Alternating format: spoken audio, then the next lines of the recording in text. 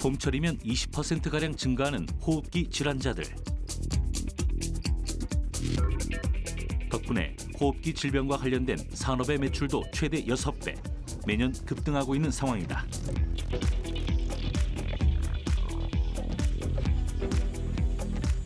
특히 기능성 마스크는 물론 실내 공기질을 개선할 수 있는 각종 가전제품들이 인기다.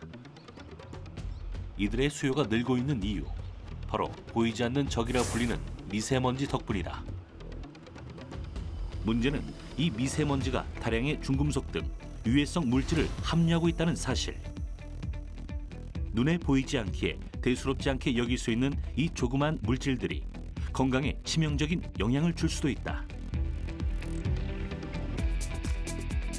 이 물질들이 우리 몸에 농축이 되면 암을 일으킬 수 있다고 2013년 WHO에서 경고를 하고 있습니다.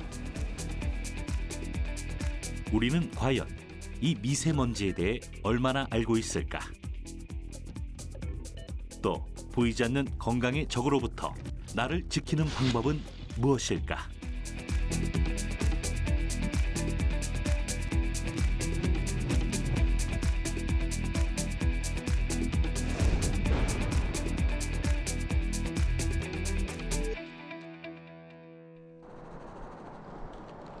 한때 고속 경제 성장의 상징으로 여겨졌던 공장의 높은 굴뚝.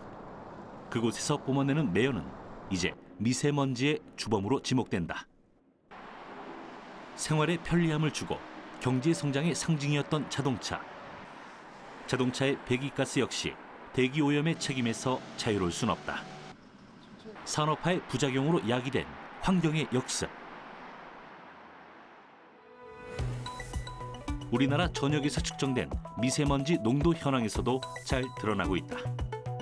지난 2005년부터 수도권 대기 개선 특별법 제정 등 꾸준한 대기질 개선 노력을 통해 감소 추세를 보이던 미세먼지 농도는 다시 2013년부터 증가세로 바뀌었다.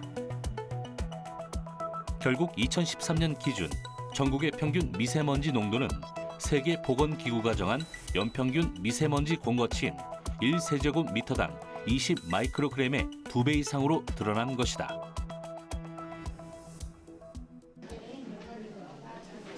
미세먼지가 다량으로 체내에 유입되어 쌓이게 되면 몸의 면역 체계가 뿌리채 흔들린다.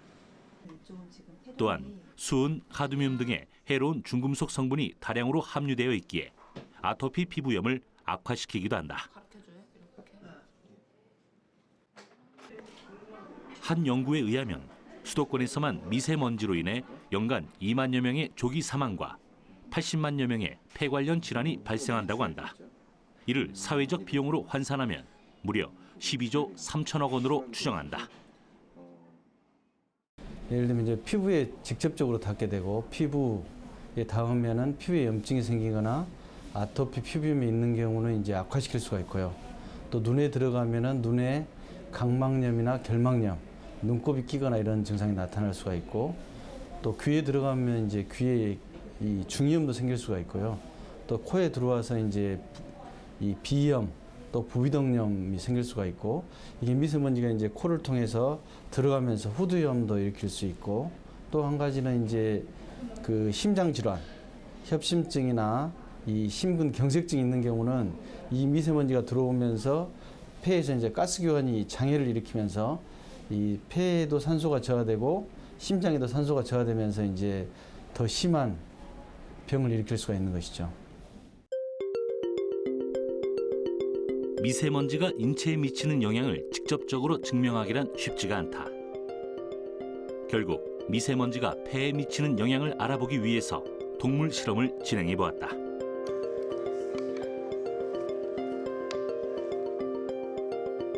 이 실험은 쥐를 일정량의 미세먼지에 노출시켜 어떤 증상을 보이는지 또 어떤 염증 반응을 일으키는지를 확인하는 실험이다. 과연 결과는 어떨까? 활발하게 활동하던 쥐는 미세먼지를 마신 뒤 이상 반응을 나타냈다. 30분쯤 지나자 활동량이 거의 사라진 것이다. 미세먼지에 노출된 쥐의 폐 기능을 확인해 보니 정상 쥐에 비해 눈에 띄게 떨어졌다. 또 현미경으로 폐 조직을 살펴본 결과 미세먼지가 폐포에 염증을 일으켰음을 알 수가 있었다.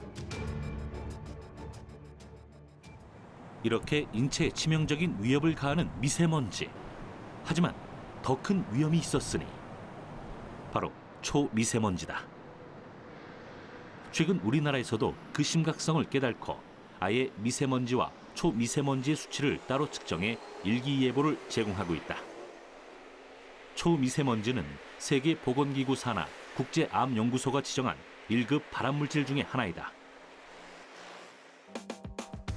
미세먼지가 10마이크로미터, 즉 머리카락 단면의 약 7분의 1 정도라면 초미세먼지는 2.5 마이크로미터, 약 30분의 1 정도에 해당한다.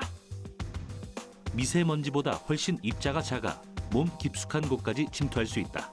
결국 자극이나 염증 반응을 더 많이 일으키기 때문에 훨씬 더 위협적인 존재로 인식되고 있다.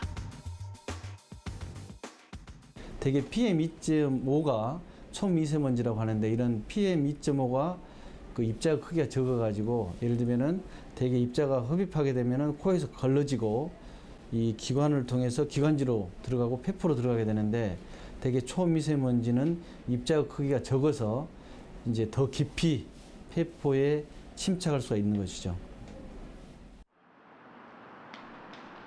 우리나라의 미세먼지 오염도는 2000년대 들어 급격히 높아졌다. 전문가들은 그 원인 중 하나로 중국을 지목한다. 중국의 산업화가 진행되면서 발생한 오염물질이 고스란히 한국으로 넘어오는 것이다. 중국 공장에서 배출되는 아왕산 가스, 질소 산화물 등은 대기가 뿌옇게 되는 연무 현상을 만든다. 여기에 몽골이나 중국 사막 지방에서 불어오는 강한 바람에 황사가 겹치면 그 영향이 국내까지 미치게 되는 것이다. 중국인 경우에는 겨울철에 거기도 역시 이제 산업 활동에다가 어떤 추가적으로 그런 그 난방에 대한 그 대기오염 부하들이 더 추가로 생기기 때문에 그래서 그런 그 중국에서 형성된 대기오염 지역을 하고 그다음에 황사가 같이 뭔가 좀 이렇게 혼재했었을 때에 그런 중국 대기오염을 흡착한 미세먼지들이 우리 인체에 미치는 영향은 조금 더 가중될 수 있는 것은 사실입니다. 실제로 중국발 초미세먼지의 중금속 함유량을 조사한 결과를 보면 그 심각성을 알 수 있다. 중국의 수도 베이징과 국내 대전 지역의 대기 속 먼지 성분 비교 자료이다. 중국발 미세먼지에서 발암물질인 카드뮴, 비소 등 인체에 치명적인 성분들이 최대 약 5배가량 높게 검출되고 있음을 확인할 수 있다. 중국의 초고속 경제 성장과 산업화가 남긴 미세먼지가 자국인들의 삶을 위협하게 되자 요즘 중국에서는 변화의 움직임이 일고 있다. 중국에 사는 이 남성, 중국 역사상 최초로 환경 소송을 냈습니다. 이제는 스모그 문제는 더 이상 환경이 아닌 생명의 문제가 됐다는 겁니다. 정부를 탓하는 이유, 바로 법 집행을 제대로 정부가 하지 않았기 때문입니다. 오염물질 규제 조항은 있다고 합니다. 하지만 시행은 제대로 된 적이 없었다고 하는데요. 또 중국의 한 행위 예술가는 수도 베이징의 미세먼지들을 모아 벽돌을 만들어 눈길을 끌기도 했다. 그는 공업용 대형 청소기를 끌고 다니면서 천안문 광장 등 도시 명소 곳곳에서 먼지를 끌어모았다. 100일간 돌아다니며 모은 먼지는 끈적한 회색 오염물질이 되었고 점토를 섞어 회색 벽돌 한 장으로 탄생했다. 도시의 오염을 상징하는 이 벽돌은 중국인들에게 환경 문제의 경각심을 일깨우고 있다. 하지만 국내에서 생성된 초미세먼지의 위험성도 만만치 않다.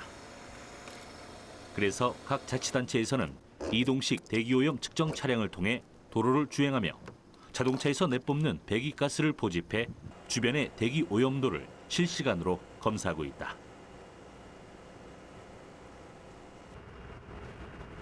디젤이나 가솔린 차량에서 배출되는 미세먼지와 질소 산화물, 이산화탄소는 물론 블랙 카본의 양을 실시간으로 측정하면서 대기오염 관리 체계를 구축하는 데 큰 역할을 하고 있는 것이다. 이런 작업이 중요한 이유는 인체에 유해한 초미세먼지의 86%가 자동차 매연에서 발생되는 것으로 알려져 있기 때문이다. 국내 대도시 미세먼지 배출의 주요 원인을 살펴봐도 자동차 배기가스가 가장 많은 비중을 차지한다. 선박이나 기계 설비 역시 오염물질의 주요 배출원이지만 이를 제어할 법적 기준이 제대로 마련되지 않아 매년 엄청난 양의 매연을 쏟아내고 있다. 환경부에 따르면 중국에서 발생한 오염물질로 인한 미세먼지 영향은 30에서 50% 정도라고 한다. 다시 말해 50에서 70%는 국내에서 발생한 오염물질에 따른 것이다. 결국 대부분의 사람들은 어쩔 수 없이 미세먼지를 마시며 활동할 수밖에 없는 상황이다. 인체에 치명적인 손상을 가져올 수 있는 미세먼지에 대한 노출과 피해, 혹시 보상 방안은 없을까? 사실 그 미세먼지의 발생 원인이 무엇인지에 대해서 지금 사실 명확하게 조사가 안 돼 있는 상황이에요. 예를 들어서 중국발 황사의 영향이 어느 정도이고, 그다음에 우리나라 자체에서 발생하는 미세먼지의 비중이 어느 정도인지, 이것조차도 사실은 조사에 따라서 너무나 천차만별이고, 예를 들어서 뭐 공장이면 공장, 뭐 이런 식으로 특정이 돼야 되는데 이 특정이 상당히 곤란한 문제가 있죠. 뭐 그런 굉장히 복잡한 문제가 있어가지고 이 중국 정부를 상대로 한다든가 이런 게는 굉장히 좀 쉽지 않은 그런 문제죠. 우리나라에서는 2007년 최초로 자동차 회사와 국가를 상대로 대기오염 피해에 대한 배상을 청구하는 집단 소송이 제기되기도 했었다. 하지만 국가나 자동차 회사에서 손해배상의 책임이 없다는 최종 판결이 내려졌다. 이는 이웃나라 일본과는 사뭇 다른 결과였다. 일본 동경에서 1996년도부터 시작을 해서 2007년도에 이제 그 대기오염 소송을 해서 1심에서 일부 이겼습니다. 일본은 그때 정말 우리가 놀란 것이, 일본은 그 지방자치단체에서 이런 대기오염으로 인한 피해 이런 것들을 수십 년에 걸쳐서 20년 이상 역학조사를 쭉 그 지방자치단체의 재정으로 역학조사를 해온 거예요. 이게 결정적인 증거가 돼가지고 동경 대기오염 소송에서 일부 승소를 한 건데, 제가 서울 대기오염 소송을 하면서 느낀 건데, 우리나라는 지방자치단체에서 일체 이런 그 역학조사가 없었어요. 그래서 그 정말 그 우리나라에서도 이런 부분에서 이 지방자치단체에서 좀 신경을 써가지고 예산을 좀 투입을 해가지고 역학조사를 해야 될 필요성이 있다, 이런 생각을 많이 가졌습니다. 이런 차이는 미세먼지 관련 규제를 살펴봐도 확인할 수 있다. 우리나라는 세계보건기구 권고 기준 등을 고려해 국내 대기 환경 기준을 설정하고 있다. 하지만 세계보건기구 권고 수준에 비해 굉장히 높은 수치이다. 결국 우리나라는 상대적으로 선진국 대비 환경 기준이 느슨한 면이 있다는 평가를 받고 있다. 지금 뭐 EU 같은 경우가 이제 상당히 그 기준이, 대기 환경 기준이 상당히 엄격한 편이거든요. 뭐 전에 보면은 뭐 예를 들어서 이제 그 어느 뭐 EU의 어떤 나라를 보니까 자동차를 어디 외곽에다가 두고 시내에 들어갈 때는 이제 갈아타고 뭐 대중교통 수단을 이용해야 한다든가, 이런 식으로 이제 도심에 어떤 진입하는 그런 어떤 차량을 상당히 좀 제한하는 그런 정책을 쓴다든가, 뭐 그런 어떤 정책을 강력하게 써야 될 뿐만 아니라 시민들도 거기에 대해서 적극적으로 사실은 그 동의를 하고 따라줘야 되겠죠. 폭스바겐 배기가스 조작 사건이 발생한 직후 유럽연합에서는 대규모 리콜 조치를 결정했다. 또한 보다 강력한 자동차 업계 규제 방안을 마련하는 등 발빠른 대처에 나서고 있는 것이다. 이런 국가의 노력들은 결국 나라의 공기질을 결정하는 데 결정적인 역할을 하게 된다. 세계 주요 도시 연평균 초미세먼지의 농도를 비교해 보면 우리나라는 유럽에 비해서 약 1.6배, 일본에 비해서는 2배가 넘는 초미세먼지를 배출하고 있다. 선진국들의 규제가 우리나라나 중국에 비해 얼마나 엄격한지 확인할 수 있다. 사실은 대기오 현상이 내 지역에 생겼을 때 내가 할 수 있는 일이 별로 없습니다. 그래서 심지어는 우리가 이제 교과서에 나오는 얘기지만 그 런던 스모그 현상이 벌어졌을 때 내가 이제 영국 런던 근처에서 공부를 했는데 런던이라는 런던 시내에서 런던 교외로 나가는데 한 40km 정도면 나갑니다. 가서. 그러면 뭐 차로면 1시간이면 나가는 거거든요. 근데 런던 스모그 현상이 그 해 벌어진 그 해 겨울이 지난 그 다음에 굉장히 많은 사람들이 이제 이 노약자부터 해서 사망률이 아주 많이 올라갔어요. 그건 뭐냐면 설사 그렇다 할지라도 어떤 우리가 오염 현상이 벌어졌을 때 우리가 일상생활을 그렇게 쉽게 바꿀 수가 없거든요, 이게.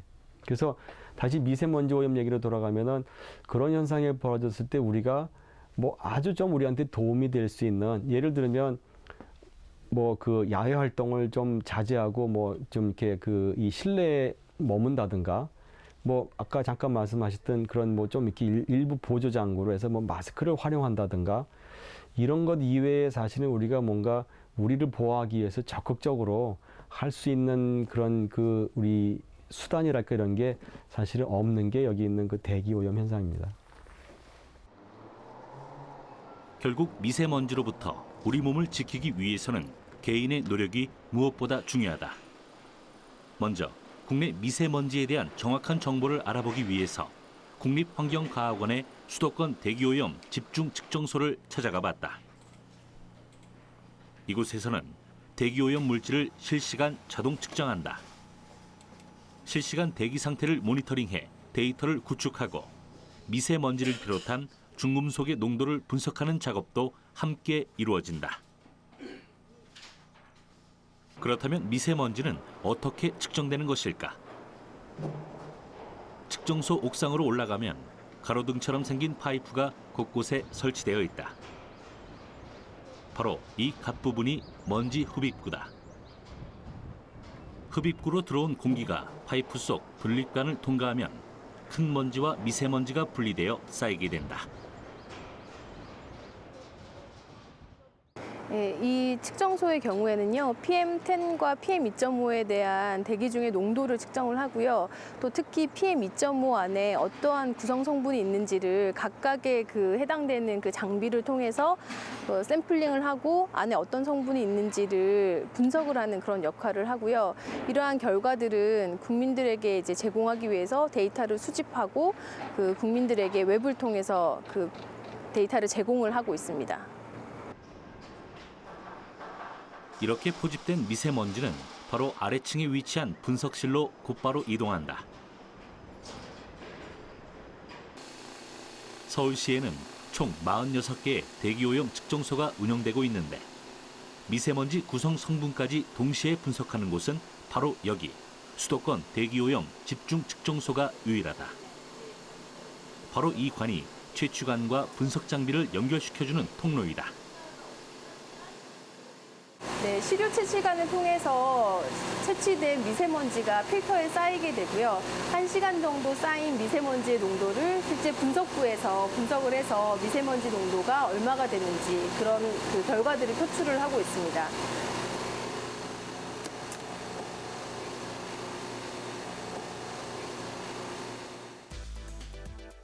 이곳에서 1시간 정도 샘플링된 미세먼지가 필터에 쌓이면 이렇게 까만 점으로 찍혀나온다. 걸러진 먼지에 방사선을 투과시킨 후 흡수율을 계산하면 미세먼지의 농도를 측정할 수 있는 것이다. 이렇게 분석된 정보는 한국환경공단에서 관리하고 있는 웹사이트인 에어코리아에 전송된다. 이런 노력들 덕분에 우리는 거리를 걸으면서도 스마트폰을 통해서 시시각각 변하는 미세먼지 정보를 손쉽게 확인할 수 있다. 미세먼지에 대한 경각심이 점점 높아지는 가운데 미세먼지 수치를 확인할 수 있는 어플리케이션에 대한 관심도 늘고 있다. 서울시 구로구에 위치한 한 기상업체. 실시간으로 미세먼지 정보를 알려주는 어플리케이션 제작에 선보이고 있다. 예전엔 집을 나설 때 날씨 정보를 확인하는 데 그쳤다면 요즘 사람들은 미세먼지 예보에 더 민감한 반응을 보인다고 한다. 때문에 어플리케이션 업체들도 기술 개발에 대한 열의가 뜨겁다. 대부분의 미세먼지 관련 어플리케이션 이용 방법은 간단하다. 단 한 번의 터치로 전국 각 지역의 대기 상황을 확인할 수 있다. 특히 미세먼지에 민감한 사람들을 위해 기본 수치는 물론 색깔을 이용해 미세먼지의 정도를 예보해주고 있다. 또한 도심 내에서 각 지역구별 미세먼지 농도를 실시간으로 제공하고 있기 때문에 현재 내가 있는 지역의 공기질을 확인할 수 있다. 경기도 용인에 위치한 한 국내 업체의 기술개발연구소. 미세먼지 관련 용품들을 지속적으로 개발해 선보이고 있는 이 회사의 주력 제품 중에 하나는 미세먼지를 차단할 수 있는 기능성 마스크이다. 이곳 연구소에서는 일반 면 마스크와 미세먼지 차단용 마스크의 구조를 볼 수 있는데 일반 면 마스크와 미세먼지 차단용 마스크는 성능 면에서 어느 정도 차이를 보이고 있을까? 또 그 구조는 어떻게 다른 걸까? 제작진은 각각 마스크들을 기능과 구조를 자세히 살펴보기 위해서 연구진에게 마스크 구조 확인 비교 실험을 부탁해 보았다. 비교 실험은 간단하다. 각 마스크 샘플을 알맞은 크기로 잘라서 고배율의 현미경을 통해 구조를 확인하고 비교해 보는 것이다.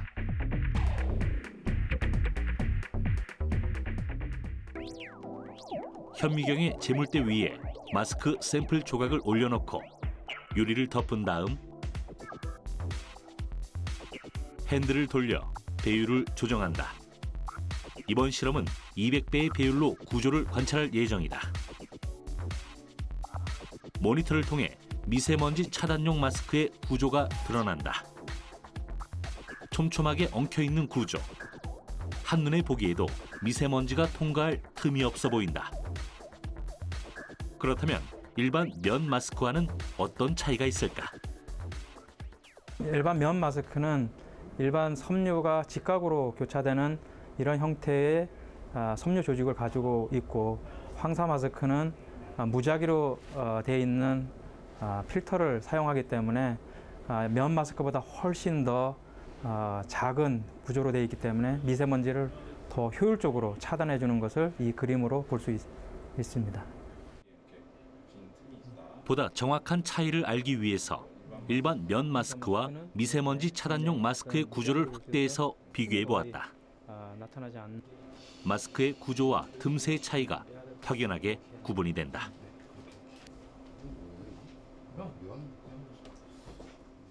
여기는 이제 미세먼지가 얼마만큼 차단이 되는지를 실험하는 마스크 실험 장비가 있는 실험실입니다. 그래서 그렇다면 실제 미세먼지 차단율은 어떨까? 이번엔 미세먼지 차단용 마스크와 일반 면 마스크의 미세먼지 차단율을 비교해 보기로 했다. 준비한 미세먼지 차단용 마스크를 뜯어 테스트 용기에 끼운다.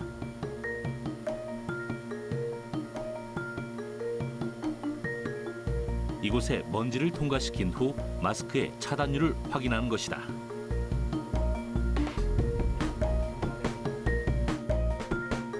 면 마스크도 똑같은 조건으로 테스트를 준비한다. 과연 두 마스크의 미세먼지 차단율은 얼마나 차이가 날까? 먼저 미세먼지 차단용 마스크에 먼지를 투과시켰다.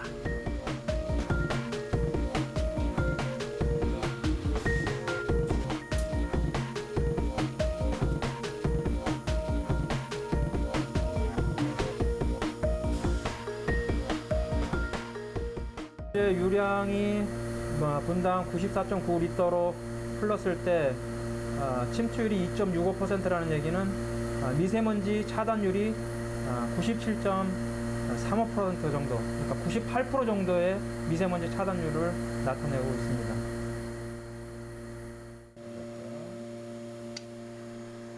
이번엔 일반 면 마스크에 먼지를 투과시켜 보았다. 눈으론 확인할 수 없는 기능의 차이. 과연 그 결과는 어떨까?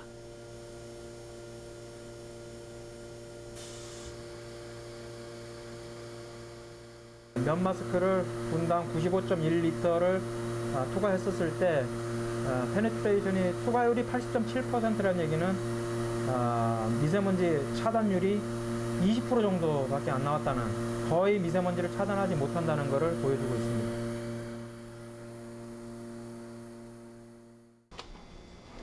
이런 기능성 마스크를 제대로 이용하는 데 있어서 몇 가지 주의할 점이 있다. 어떤 이들은 면 마스크를 이용하던 습관대로 미세먼지 차단용 마스크를 세탁해서 이용하기도 한다. 그럴 경우 과연 성능은 그대로일까? 미세먼지 차단용 마스크에 이물질이 묻었다고 가정하고 세제를 묻혀 비벼서 빨고 난 후 건조를 시켜보았다.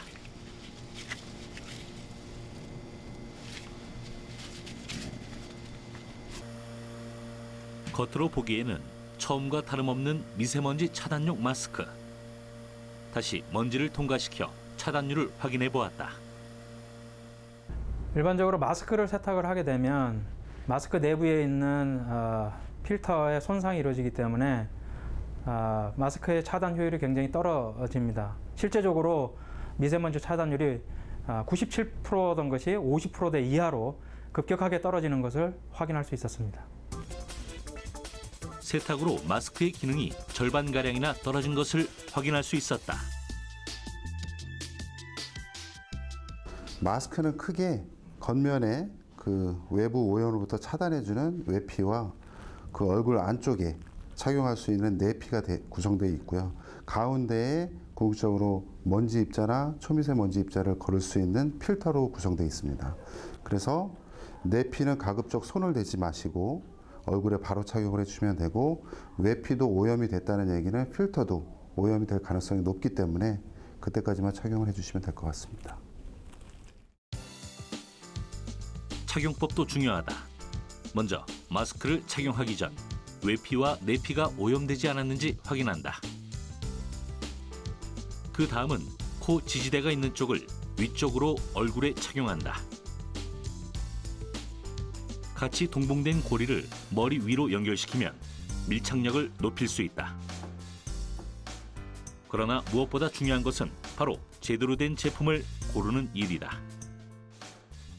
황사나 미세먼지 마스크를 찾으실 경우에는 식약처에서 허가한 보건용 마스크를 구매하시는 게 맞고, 식약처 허가한 그 의약외품 마스크는 KF 등급이 표기되어 있습니다. 그래서 KF80 이상의 수치를 확인하셔서 구매하시면 됩니다.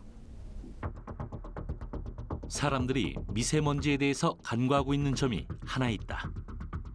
바로 실내에서 발생되는 미세먼지이다.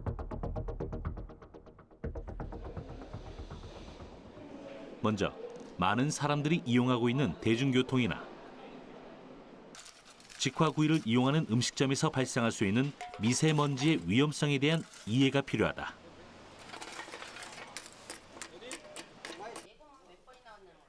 식당에서 삼겹살을 구워 먹다가 발생하는 연기를 보면서 미세먼지에 대한 위험성을 떠올리기는 쉽지가 않다. 프린터와 복사기 역시 작동될 때마다 토너와 잉크의 미세먼지가 사무실 내부로 방출된다. 사무 공간이나 아니면 그 이외에 우리가 이제 그 외부 활동을 하는 뭐 예를 들면 외부에서 하는 뭐 식사를 한다든가 하는 그런 음식점에 이런 부분들이 있을 수 있습니다. 그래서 그 음식이 모연되는 지역 같으면 그런 그 음식을 조렴 생기는 그런 부분들이 있을 수 있고, 주로는 이제 그 이용 인원들이 많은 경우들에는 여러 가지들 중에 그 우리가 움직이면서 이제 일을 발생할 수 있는 먼지들이 가장 이 주요한 부분이 될 수 있고, 그 이외에 이제 그 실내 환경을 관리하는 수준에 따라서 여러 다양한 오염물질이 나타날 수 있고요. 과연 우리가 생활하는 일상에서 발생되는 미세먼지는 얼마나 될까? 아직 미혼이지만 어린 조카들과 생활하고 있어 청결에 유독 신경을 쓰게 된다는 이경은 씨의 일상을 취재해봤다.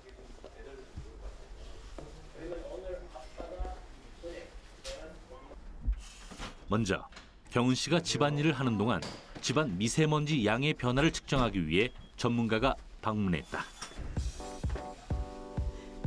깔끔한 성격 탓에 잘 정돈된 집안. 과연 미세먼지의 양은 어떨까? 휴대용 실내먼지 측정기를 통해서 확인해본 결과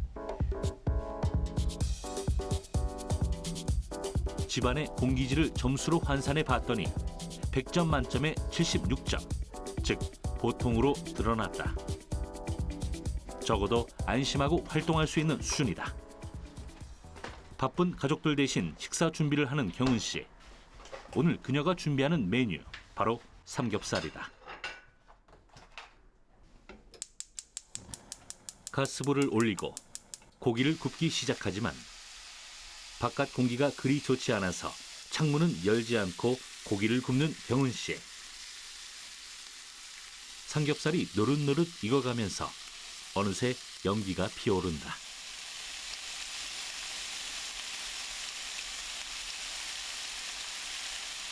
고소한 냄새와 그리 탁해 보이지 않는 연기에 경은 씨는 후드를 켜는 것도 잊고 있었다.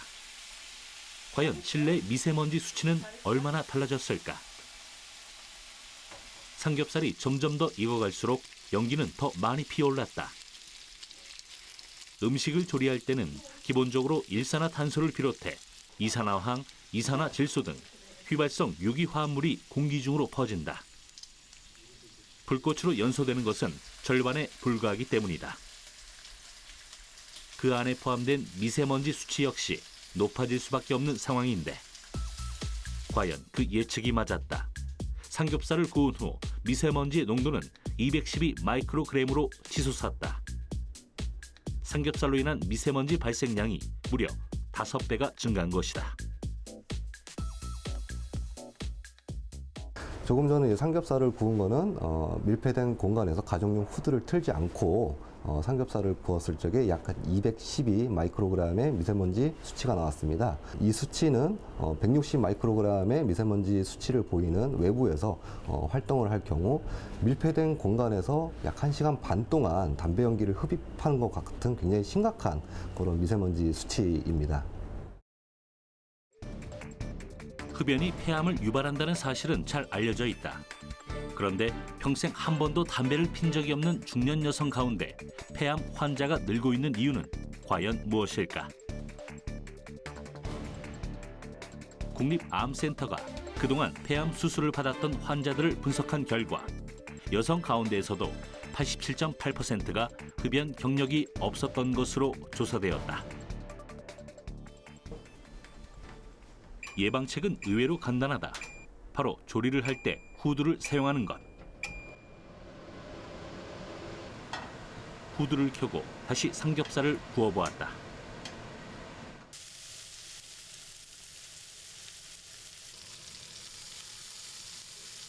발생되는 연기의 양은 동일하지만 유해 물질이 포함된 미세먼지는 곧바로 후드를 통해서 외부로 배출된다. 그렇다면 실제로 미세먼지의 양은 어떤 변화가 있는지 확인해 보았다.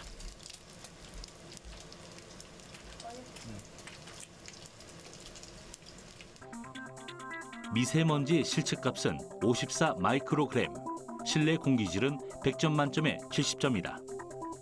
후드를 켜지 않고 삼겹살을 구웠을 때보다 약 4분의 1 정도로 미세먼지가 줄어들었다. 그 후드의 역할이 중요한데 예를 들면 후드도 오랫동안 청소를 않고 그 후드 필터를 갈지 않으면 사실은 큰 의미가 없어지거든요. 그래서 그 후드도 주기적으로 그 필터를 갈고 사용하는 것도 굉장히 중요합니다. 실내 청기를 중요시하는 경은 씨는 틈이 나면 습관적으로 청소기를 돌린다.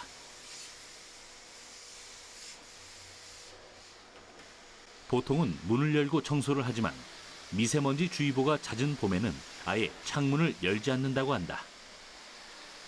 미세먼지의 농도가 짙을 때에는 창문을 닫고 외출을 삼가라는 일부 언론 보도를 따른 것이다.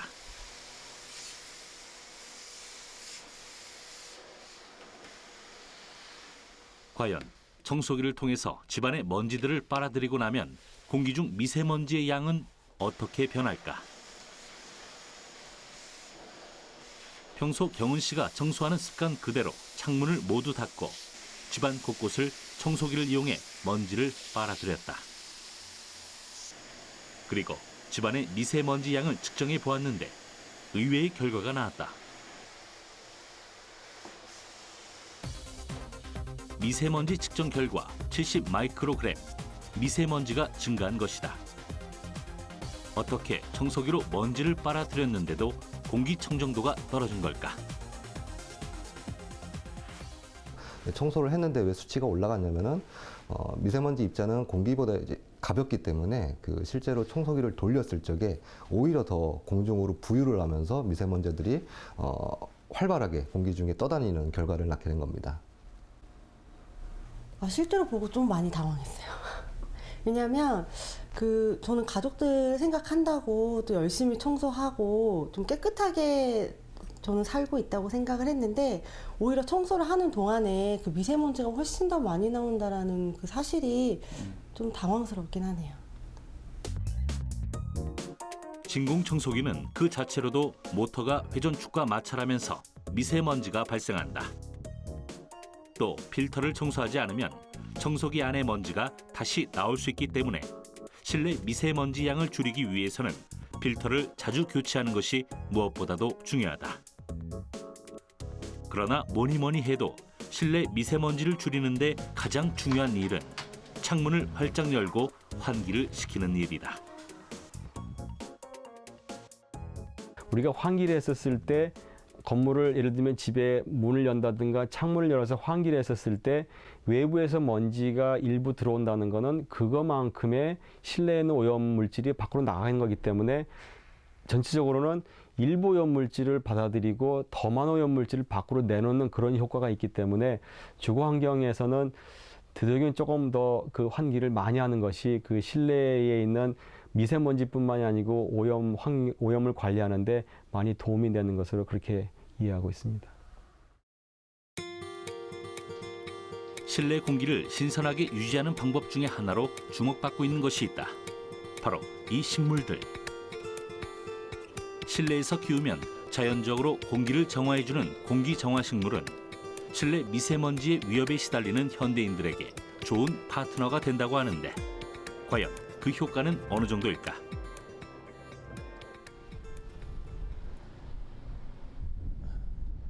식물이 실내 공기 정화에 미치는 영향을 알아보기 위해 제작진이 찾은 곳은 인천의 한 대학 연구실.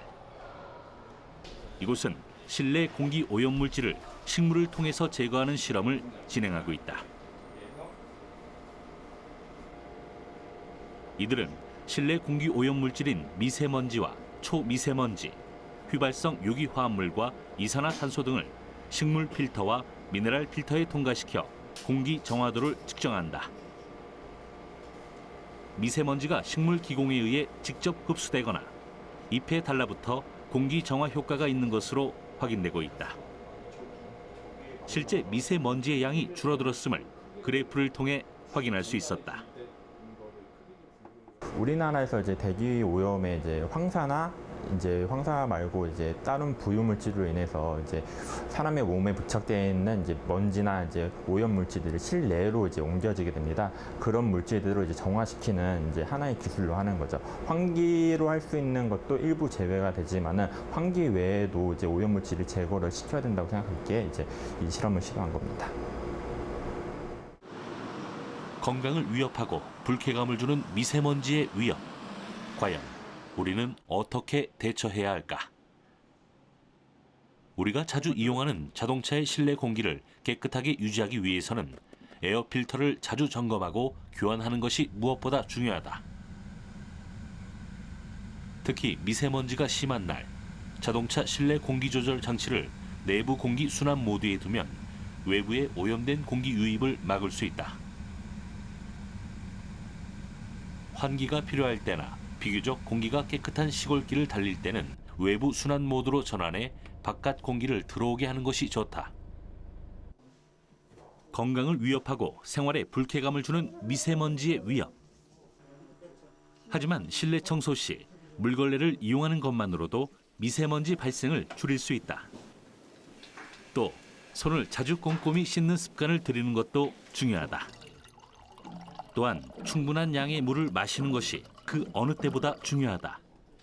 수분은 체내 대사를 활발하게 만들어 노폐물을 배출시키기 때문이다. 점점 수위가 높아지는 미세먼지의 위협에 제대로 대처하기 위해서 전문가들의 의견에 귀를 기울일 필요가 있다. 미세먼지에 대한 사실은 연구가 그렇게 많이 돼 있지는 않습니다. 그래서 미세먼지가 어떤 영향을 미치는지 어떤 전체적인 몸의 기관에 이런 연구들이 많이 이제 돼야 그것에 이제 예방하는 방법, 만약에 생겼을 때 그 미세먼지를 타겟으로 하는 어떤 치료제 개발 이런 것들이 이제 앞으로 돼야 되죠. 대기 오염은 나의 의지와 무관하게 사실 피해를 입는 거거든요. 이런 이제 피해를 우리가 없애려고 하면은 사실 이 국가나 지방자치단체에서도 그런 자동차 배출가스를 저감시키는 이런 적극적인 조치를 취해야 되고 도심으로 진입하는 어떤 자동차라든가 이런 것들을 적극적으로 좀 규제하거나 또는 자동차를 좀 운행을 좀 줄일 수 있는 이런 그 정책들을 강력하게 좀 실시를 해야 된다고 생각을 합니다. 이런 그 대기오염 현상이라는 것이 서서히 우리한테 계속 이루어져 오고 있고 진행이 되는 부분들이기 때문에 어떤 어느 한 이 사회 구성의 어느 한 부분이 아니고 우리 모든 같은 구성원들이 각기 다른 역할을 하고 다른 관점을 가지고 있지만 그것이 다 같이 이게 대기오염을 개선하고 대기오염을 저감하고 줄이는데 뭔가 어떤 역할을 하고 어떤 도움이 된다라는 거를 같이 좀 이런 기회를 통해서 한번 이해를 하고 우리가 조금 더 여러 가지 그런 기술도 그렇고 정책도 그렇고 노력들이 더 좀 효과가 있고 우리 주변의 대기 환경 개선에 도움이 되지 않을까 그렇게 생각이 됩니다.